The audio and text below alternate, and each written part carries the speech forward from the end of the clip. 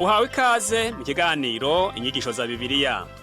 Muri iki kiganiro tugenda turaba ibice by'ivyanditswe muri Bibiliya yera ijambo ry'Imana, tukarimbura insiguro yavyo.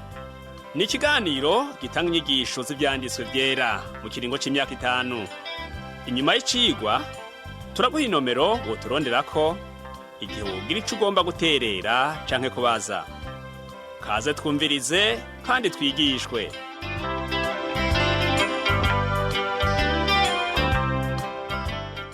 Mugenzi uteze amatwi iki cigwa cacu c'uyu munsi c'inyigisho za Bibiliya, ndakuramukije amahoro y'Umwami wacu Yesu Kristo abane nawe. Uri kumwe na Pastor Samuel Nsabimbona ndakigushikiriza. Mu cigwa giheruka twarabiye hamwe ibijanye n'iremwa ry'umuntu uw'Imana yaremye mu ishusho yayo. Umurongo wa 27 wo mu gitabo c'Itanguriro igice ca mbere uvuga ngo nuko Imana irema umuntu mu ishusho yayo, mu ishusho y'Imana niho yamuremye, irema abantu bari uburyo bubiri. Uyu murongo uratumenyesha mu ncamake ariko mu buryo butomoye ukuntu umuntu yaremwe. Mbega kuremwa mu ishusho y'Imana vyovyo bisobanura iki? Bisobanura ko umuntu asa n'Imana. None gusa n'Imana bisobanura ko umuntu agizwe n'ubutatu nk'uko Imana igizwe n'ubutatu? Naho ubutatu bugize Imana budasa gose n'ubutatu bugize umuntu, twokwemera ko umuntu agizwe n'ibintu bitatu bikuru bikuru, nk'uko tubibona mu ikete Pawulo yandikiye ab'Itesalonike mu gice ca 5 ku murongo wa 23 havuga ngo: kandi Imana nyenamahoro ubwayo aba ari ibeza muri vyose, impwemu yanyu, ubugingo n'umubiri vyose hamwe bizigamwe, ngo bizosangwe bitagira umugayo aho Umwami wacu Yesu Kristo azozira. Ivyo bice bitatu rero, impwemu, ubugingo n'umubiri, nta kindi caremwe kibifise atari umuntu. Nizera ko gusa n'Imana uyo murongo uvuga bisobanurwa ko umuntu afise inyifato imuranga nk'umuntu, udashobora kubona mu gikoko na kimwe. Umuntu afise agatima muntu, akaba ashobora gufata ingingo. Arashobora gutandukanya ikibi n'iciza. Ibi nivyo bituma umuntu atandukana n'ibindi biremwa Imana yaremye. Imana yaremye umuntu mu ishusho yayo, kuko yo ubwayo ifise akaranga k'umuntu. Ikindi twomenya nuko Imana idapfa. Umuntu afise ishusho y'Imana kuko yamushizemwo umushaha udapfa. Umuntu asa n'Imana kuko yamuhaye ubwenge bwo kwiyumvira neza. Dusa n'Imana kandi mu kugira umutima wejejwe, nk'uko tubisoma mu gitabo c'Abalewi igice ca 19 umurongo wa 2 havuga ngo: barira ikoraniro ryose ry'Abisirayeli uti mubabera kuko nduwera jewe Uhoraho Imana yanyu. Ibi nivyo bituma umuntu avugwa ko yaremwe mu ishusho y'Imana. Uwu murongo wa 27 wo mu Itanguriro igice ca mbere uvuga kandi ko Imana yaremye abantu b'uburyo bubiri, umugabo n'umugore. Uko yabigenjeje ibitubwira mu gice ca 2. Nico gituma tuvuga ko Imana itaduhishuriye byose kubijanye n'ukuntu yaremye ijuru n'isi n'ibirimwo byose. Iyo ibishaka yari gutegeka umukozi wayo Mose kwandika igice gihishura ido nido ukuntu Imana yaremye byose. Kuko itabigenjeje gutyo rero, yagombye ko wewe nanje tumenya neza ko ariyo yaremye byose, hanyuma ibisigaye tukavyemera mu kwizera, nk'uko umurongo wo mu ikete ryandikiwe Abaheburayo mu gice ca 11 umurongo wa 3 ribivuga, aho bavuga ngo: ukwizera niko kutumenyesha yuko isi yaremwe n'ijambo ry'Imana, nico catumye ibiboneka bitaremwe mu biseruka. Dutahure rero ko ivyaremwe tubona uyu munsi vyaremwe mu buryo vyaremwe mu bitaboneka. Ntuhavumbaza ngo sobanurira uko ibi bishoboka, kuko atanumwe yobishobora, birimwe ibanga ry'Imana umuremyi wavyo gusa. N'abiyise abanyabwenge barananiwe gusobanura ukuntu ikintu gishobora kuva mu busa. Twizera rero ico Bibiliya itubwira, naco kikaba ari Imana yaduhishuriye. Ibi dukwiye kuvyemera mu kwizera. Imana imaze kurema abantu b'uburyo bubiri, yaciye ibahezagira nk'uko tubisoma ku murongo wa 28 utubwira ngo: maze Imana irabahezagira, iti nimurondoke mugwire mwuzure isi muyiganze, mugabe amafi yo mu kiyaga n'ibiguruka mu kirere n'ibifise ubugingo byose bigendagenda ku isi. Hano tubona ko Imana yahaye kino kiremwa arico muntu ikintu kidasanzwe.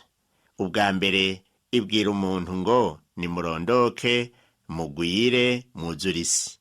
Twarabonye twishimikije ayo majambo ko Imana yonyene ariyo yazanye ivyerekeye kurangura amabanga y'abubatsi. Nta muntu n'umwe rero afise uburenganzira bwo gukinisha iri banga. Imana yavuze ku vyerekeye irondoka kuva umuntu akiremwa. Twarabonye kandi ivyo abantu bagenzuye ko basanze hari uburyo bune abantu bashika hano mw'isi. Uburyo bwa mbere ni ukuremwa kwa Adamu, uwabaye umuntu wa mbere mu kubona isi. Ubwa kabiri ni ukuremwa kwa Eva, yabumbwe mu rubavu rw'umugabo. Ubwa gatatu ni ukuvuka kwa Yesu Kristo, yavyawe n'inkumi itigeze kumenya icitwa umugabo. Ubwa kane ni uburyo bwo kwibaruka abantu bose bacako mu gushika mw'isi. Ubu buryo bwa kane nibwo buryo bwiza bwonyene bw'irondoka Imana yategekanije kuva isi kiremwa. Nta bundi rero Imana ishobora kwemera atari ubwo yashizeho. Imana igomba ko abantu barondoka, ariko igomba ko bica mu nzira nziza ku buryo bihesha Imana icubahiro. Imana yashimye ko kurondoka guca mu muryango, ari naco gituma ukuvyarira inyuma y'umuryango ari ukunyuranya n'imigabo y'Imana kuva igihe Imana yaremye abantu b'uburyo bubiri. Ariko rero urumva ko kurondoka ari bwo buryo Imana yategekanije kugira ngo abantu babe benshi buzure isi. Wibuke ko ata abantu bari bariho ico gihe atari abo bantu babiri bonyene Imana yaremye. Nigitangaza Imana yakoze kubona abantu bose baba kuri iyi si baba imiliyaridi 8 bakomotse ku bantu babiri gusa, kandi n'ubu baracabandanya kongerekana. Icukuri nuko twese twakomotse ku bantu b'uburyo bubiri Imana yahezagiye ikibarema. Imana imaze kurema umuntu yamuhaye ububasha bwo kuganza isi. Ni naco gituma abahanga tubona bavumbura ibintu bitandukanye biciye mu bushakashatsi bwabo. Nkako mu gitabo c'imigani mu gice ca 25 umurongo wa 2 haravuga ngo Imana guhisha ikintu ni icubahiro cayo, ariko abami bo guserangura ikintu nico cubahiro cabo. Nuko rero Imana ihisha amabuye y'agaciro kure cane mw'ivu, abantu nabo bakagira igikorwa co kwimba bagasubira barondera ayo mabuye. Ni ivy'ukuri ko Imana yahaye abantu ubwenge bwo kuvumbura ibintu bishasha. Ikibabaje gusa nuko bahavuye bakora ibintu vyonona ubuzima bw'umuntu yaremwe mu ishusho y'Imana, nk'ibigwanisho, ruhonyanganda n'ibindi. Ariko rero umuntu akwiye kwibuka ko ubwenge Imana yamuhaye atari ubwo konona ibyo yaremye, ahubwo ari ubwo kuzigama ibyo yamujeje. Ndizigira ko umuntu wa mbere yakoresheje neza ububasha Imana yamuhaye bwo kugaba ibyo yaremye, kumbure kugeza ku gihe yagwiriye mu caha. Imana imaze kurema abantu yabonye ko bakeneye ibyo kurya, nk'uko tubibona ku murongo wa 29 muri ico gitabo c'Itanguriro igihimba ca mbere havuga ngo Imana irababwira itehe ndabahaye ivyatsi vyose vya mutubuto biri ku isi yose, n'igiti cyose cama ivyamwa biri mu imbuto zavyo, bibabera ibyo kurya vyanyu. Hari bamwe bizera ko abantu batarya inyama imbere y'uko bacumura, ariko baziriye bamaze kugwa mu caha. Ibyo babivuga bashimikiye ku kuntu uyo murongo utavuga ko bakwiye kurya inyama. Imana ntiyaretse no gutegekanya ibyo gutunga ibindi vyaremwe, nk'uko tubibona ku murongo wa 30 havuga ngo kandi ibikoko byose byo ku isi n'ibiguruka mu kirere byose n'ivyikwega hasi byose birimwo ubugingo ndabihaye ivyatsi bitotahaye byose ngo bibe ibyo kurya vyavyo biba kuno. Umurongo wa 31 nawe uravuga ngo nuko Imana yihweza ibyo yaremye byose kandi byari vyiza cane. Imana yarahaye umuntu ububasha bwo gukora, ariko akitega ugushobozwa nayo. Imana yakoze byose mu rutonde rwiza, yaremye byose ku rutonde rudasanzwe atakujaganya. Ntiyaremeye vyose icarimwe. Yatanguye ku munsi wa mbere iheza ku munsi ugira gatandatu. Ibyo byose yabiremesheje ijambo ryayo, kuko ico Imana yavuga cose ngo kibeho caca kibaho ubwo nyene, kandi yaremye byose bitunganye. Nico gituma yabiraba imaze kubirema ikabona ko ari vyiza. Eka n'umuntu nta kabi kari muri we. Yesu nahabwa icubahiro. Ubu rero dutangure kurabira hamwe iby'isabato nk'uko tubibona mu gice cya kabiri c'igitabo c'Itanguriro. Naho icavuzwe cyane muri iki gice ari iremwa ry'abantu babiri ba mbere, gitangura kuvuga ivyerekeye isabato. Kuva ku murongo wa mbere kugeza ku murongo wa gatatu havuga ngo, uko niko ijuru n'isi hamwe n'ibirimwo byose by'isinzi byaherahejwe kuremwa. Ku munsi ugira indwi Imana iheraheza ibikorwa byayo yakoze. Iruhuka ku munsi ugira indwi ibikorwa byayo byose yakoze.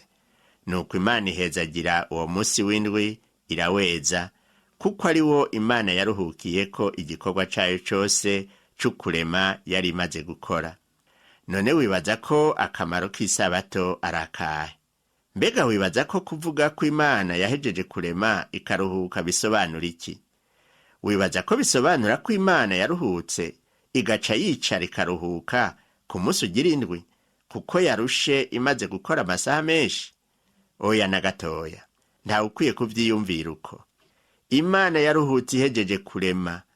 Imaze kurema mu minsi 6 yari itegereje ibyo yaremye byose, ibona ni byiza kandi birakwiye. Nta bindi yari isigaje kurema. Igikorwa cayo cyo kurema cari kirangiye. Si nk'umurundi yama afise icyo akora mu ndimiro n'iruhande y'imuhira, ku buryo atovuga ngo ndahejeje nta kindi ngisubira gukora. Iminsi 6 iheze, Imana yari irangije ibikorwa byayo. Iki ni ikintu gikuru mu mabanga y'Imana dukwiye kumenya. Mu ikete ryandikiwe Abaheburayo turasoma imirongo itari mike ivuga ivyo kwinjira mu buruhukiro, ariko kwinjira mu isabato y'Imana. Mu yandi majambo ni ukwinjira mu ncungu ya Yesu Kristo, uw'Imana yazuye mu bapfuye. Kristo yaradupfiriye haheze imyaka 2000 atuzanira incungu iyo wewe nanje dukwiye kwinjiramwo. Hanyuma Paulo nawe yanditse avuga ngo, none rero ko twatsindanishirijwe n'ukwizera, dufise amahoro ku Mana kubw'umwami wacu Yesu Kristo. Tubisoma mu ikete yandikiye Abaroma mu gice cya 5 umurongo wa mbere. Urumva rero ko atakintu na kimwe wokora kugira ngo ukizwe, kuko Yesu yabikoze byose. Icitabirizo c'indirimbo ya 88 mu ndirimbo z'ikirundi, indirimbo zo guhimbaza Imana, kivuga ngo, yanyishuriye ya myenda yose, yarampariye ibyaha byahindutse umwero. Ubu naho reka turabe incamake y'ivy'Imana yaremye mu minsi 5 ya mbere mu gutegura neza aho umuntu yarakwiye kuba. Umuntu arashobora kuvuga ko iyi si tubako yaremwe kera cyane, hoba haheze nk'imyaka ibiliyoni myinshi. Ariko rero umuntu yarakwiye kuyibako imaze gutunganywa neza kugira ngo ubuzima bushoboke. Imana itaratandukanya ijuru n'isi, dusoma ko mpwemu yatambatamba hejuru y'amazi, hanyuma isi iratunganywa gose nk'uko Imana yabonye ko bibereye. Mu gitabo c'Itanguriro mu gice cya 2 ku murongo wa 4 havuga ngo, aya niyo mamuko y'ijuru n'isi igihe byaremwa. Umunsi Uhoraho Imana yaremeye kisi n'ijuru. Wize neza ijambo mamuko risobanurwa ngo imiryango. Igitabo c'Itanguriro rero si igitabo kivuga ivy'intango y'ibintu gusa, ariko n'igitabo kivuga ku miryango. Ni nk'uko rero uyu murongo woba uvuga uti, iyi niyo miryango y'ijuru n'isi, umunsi Uhoraho Imana yaremye ko isi n'ijuru. Umurongo wa 5 n'uwa 6 y'iki gice ivuga ngo, kandi nta gati ko ku misozi kari bwabeho ku isi, nta n'akatsi ko ku misozi kari bwamere, kuko Uhoraho atari bwarekurira imvura ku isi, kandi nta muntu yariho wo kuyirima. Ariko igipfungu caduga kiva ku isi kigatosa isi yose. Ibi byose vyadondaguwe vyari ku isi umuntu atararemwa, kandi aha duca dutangura kubona intumbero Imana yari ifise mu gice ca mbere. Mu gice ca mbere tubona ko Imana yari kiteguraho umuntu yari yimirije kurema, yari akwiye kuzoba. Tubona rero ko Imana yari hafi gushira umuntu mw'itongo yamuteguriye. Imana ishimwe. Reka ubu naho turabire hamwe uko igice ca kabiri kidondiremwa ry'umuntu. Mu gice ca mbere twabonye ko kare atakintu na kimwe cariho, hanyuma rero Imana ikirema ibitagira ubugingo, ari byo si n'ijuru. Hanyuma y'ivyo yaremye ibifise ubugingo. Ibyo navyo bikaba ibifi binini binini n'ibindi bikoko, imbuto z'ibimera zari zamaze kuba mw'ivu. Hanyuma rero Imana irema umuntu. Muri uko kuremwa rero ntawovuga canke ngo yemeze ko umuntu yavuye mu gikoko. Ikibonekeza neza ni uko isi yabanje gutegurwa neza umuntu atararemwa kugira ngo azobeho neza. Umurongo w'indwi uvuga ngo, Uhoraho Imana abumba umuntu mu mukungugu wo hasi, amuhumekera mu mazuru impwemu y'ubugingo, umuntu acaba uwufise ubugingo. Imana ishimwe. Umuntu ntiyaremwe mu mukungugu gusa, kuko agizwe kandi n'impwemu. Nico gituma iyo umuntu apfuye umubiri usubira mw'ivu, impwemu nayo igasubira ku Mana iyo yavuye, kuko Imana imaze kumubumba yaciye imuhumekeramwo impwemu, umuntu acaba uwufise ubugingo. Twovuga rero ko Imana yahaye umuntu ubugingo mu buryo bw'umubiri n'ubugingo mu buryo bw'impwemu. Ubu bugingo rero umuntu afise mu buryo bw'impwemu, ubw'Imana yamuhumekeyemwo, nibwo bumutandukanya n'ibindi vyaremwe. Aho ntituriko tumugereranya n'abamarayika, kuko tuzi bike kubiberekeye. Ariko mu bindi vyaremwe biboneka, umuntu wenyene niwe afise ubushobozi bwo kurondera Imana. Mugenzi utwumviriza, ibuka ubuntu nk'ubu wagiriwe. Wamana umutima wo kurondera Imana, uyironderana umutima wawe wose. Uyirondeye urayibona, ukagira umugisha. Imana ishimwe. Igice ca kabiri ku murongo w'8 haravuga ngo, Uhoraho Imana atunganya itongo muri Edeni, mu ruhande rwo mu buseruko, arushiramwo uwo muntu yabumvye. Biragoye kumenya neza aho iryo tongo rya Edeni ryari, ariko umuntu yovuga ko ryari mu kiyaya c'inzuzi Hedekeli na Efurati. Umurongo wa mbere usangwamwo aya mazina ni mw'Itanguriro igice ca kabiri umurongo wa 14 havuga ngo, uruzi rwa gatatu rwitwa Hedekeli ruca mu buseruko bw'igihugu ca Ashuri, uruzi rwa kane rwitwa Efurati. Kuva kera ico kiyaya camye gifise intabire, kandi n'uyu munsi niko bikimeze. Abantu bigeze kujayo bavuga ko kare hoho batarinda kuhatera imbuto, nizo zapfa kwimeza, abantu bakimbura ivyo batarinze kurima. Bamwe biyumvira ko aho hantu hazosubira kuba hakuru cane mw'isi nzima. Uhoraho Imana amaze gutunganya itongo rya Edeni, umurongo w'9 uvuga ko yaciye ahameza igiti cose c'igikundiro kibereye kuribwa, ameza n'igiti c'ubugingo hagati mw'itongo, ameza n'igiti kimenyekanisha iciza n'ikibi. Ibi biti bivugwa hano ni biti bidasanzwe, cane cane igiti c'ubugingo n'igiti kimenyekanisha iciza n'ikibi. Nta vyinshi nobivugako, kuko atana kimwe muri ivyo kikiriho. Vyose vyarakuwaho twari dukwiye kubibonera. Twasomye ko Imana yamejeje muri iryo tongo igiti cose c'igikundiro. Vyari biti bibereye ijisho, bikama ivyamwa bibereye kuribwa. Ibi vyompi vyaribonekeza kuri ivyo biti, ivyamwa vy'igikundiro, ivyamwa bibereye ijisho, kandi ivyamwa bibereye no kuribwa. Naho umuvumo wazanywe n'icaha umuntu wa mbere yakoze, wamaze gukwira isi yose, isi ikaba yarameze imikere n'ibitovu, haracaboneka akantu k'ubwiza bw'ibiti, na cane cane ibiti vy'ivyamwa biribwa.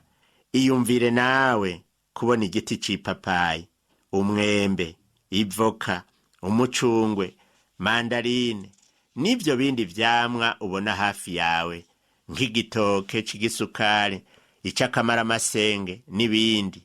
Iyumvire nawe, ntiwumva yuko muri Edeni hari heza cane bihebuje? Umva ibindi vyaranga itongo ryo muri Edeni, nk'uko tubisoma ku murongo wa 10 kugeza ku murongo wa 14, ngo kandi uruzi ruturuka muri Edeni rwo kunywesha iryo tongo, ruharenganye rwigabanyamwo 4.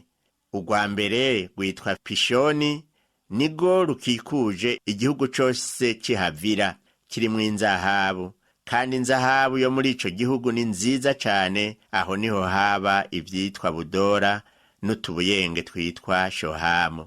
Budora kikaba ari ibirirarira biva ku giti, bimota neza bigakoreshwa nk'umuti. Uruzi rwa kabiri rwitwa Gihoni, nigo rukikuje igihugu cose c'Ikushi. Uruzi rwa gatatu rwitwa Hedekeri, ruca mu buseruko bw'igihugu citwa Ashuri. Uruzi rwa kane rwitwa Efurate.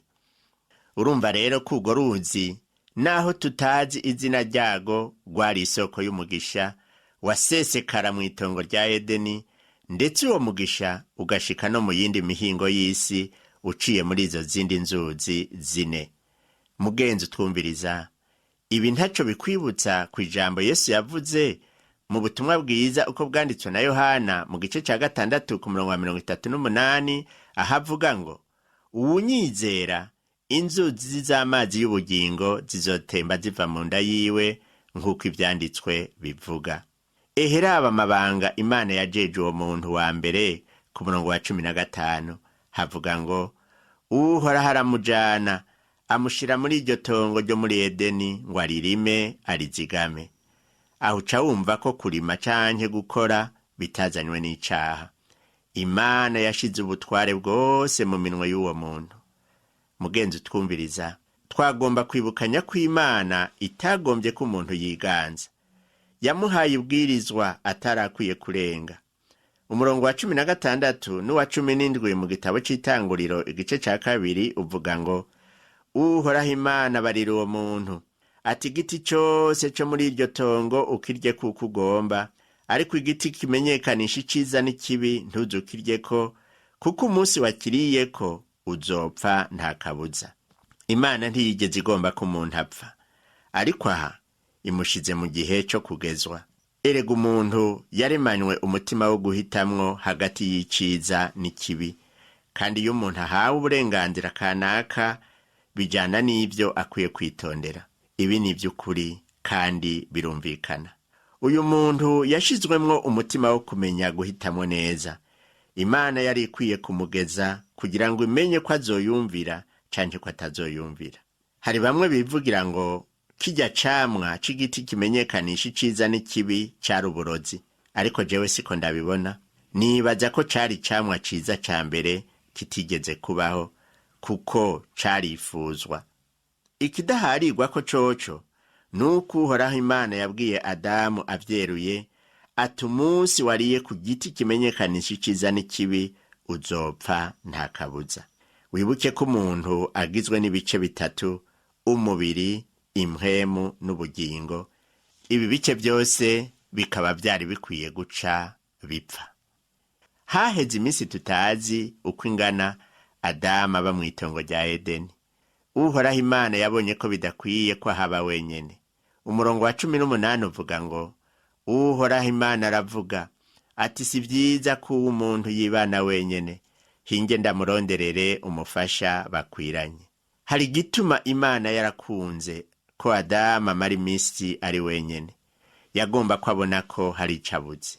Umurongo wa 19 uvuga ngo, nuko ibikoko vyose vyo ku misozi n'ibiguruka mu kirere vyose, ivyo Uhoraho Imana yari yabumvye mu ivu, abizanira uwo muntu ngo arabe ingene avyita amazina. Kandi uwo muntu uko y'isi kiri n'ubugingo cose rica riba izina ryaco. Urumva ko Adamu abwirizwa kuba yari afise ubwenge ntangere kugira ngo ashobore kuronka amazina yita ivy'Imana yaremye byose. Ni igitangaza kandi Imana ikora ibikomeye. Umurongo wa 20 uvuga ngo uwo muntu avyita amazina uhereye ku bitungano byose no kubiguruka mu kirere no ku bikoko vyo mw'ishamba byose, ariko ntiyabonekamwo umufasha akwiranye n'umuntu. Iryo jambo umufasha dukwiye kuritahura nk'ikindi gice kigize Adamu. Yari umuntu baganira bashira hamwe. Hari abavuga ko umuntu atarubaka aba agifise ico abuze. Iwacu Burundi ho baravuga yuko uwukize ubusore bamusuhuza. Vyumvikana yuko aba kimeze nk'uwugwaye igihe atararonka uwo bubakana. Mana Data wa twese wo mw'ijuru, muremye w'ijuru n'isi, wewe waremye umuntu mw'ishusho yawe, turagushimiye. Turagushimiye ko umuntu wamuhaye ibikwiye ukanamwiyumvirako, ukamuronderera umufasha bakwiranye. Urazi ibyo tugukeneye ko Mana, ubituronse mu rukundo rwawe. Turasengeye aba basore n'izi nkumi bakiriko bararondera abafasha kugira ngo uzubarose abo bakwiranye, nabo baze baronke umunezero wo kubana n'abo bubakanye bumvikana.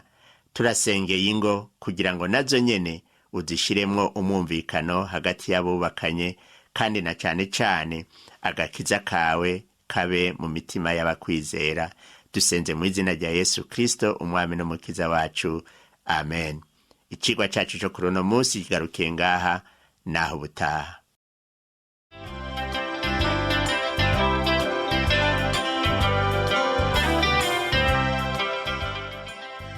Wakoze kumviriza icigwa c'ijambo ry'Imana c'uyu munsi. Ushobora kumviriza n'ibindi biganiro by'inyigisho za Bibiliya canke ukabikwega kuri uru rubuga rwa interinete rukurikira: http utuburungu 2 uturongo 2 duhengetse ttb akaburungu twr akaburungu org. Ushobora kumviriza ikiganiro cyo muri indwi canke ugafyonda ahanditswe ngo rondera ukurikije itariki kugira ngo wumvirize ikiganiro camaze kurengana. Ushobora no gufyonda ahanditswe ngo rondera ukurikije ivyanditswe kugira ngo wumve ibiri muri ico gice c'ivyanditswe vyera ugomba. Ufise ico wunganira canke ubaza, twandikire. Email ni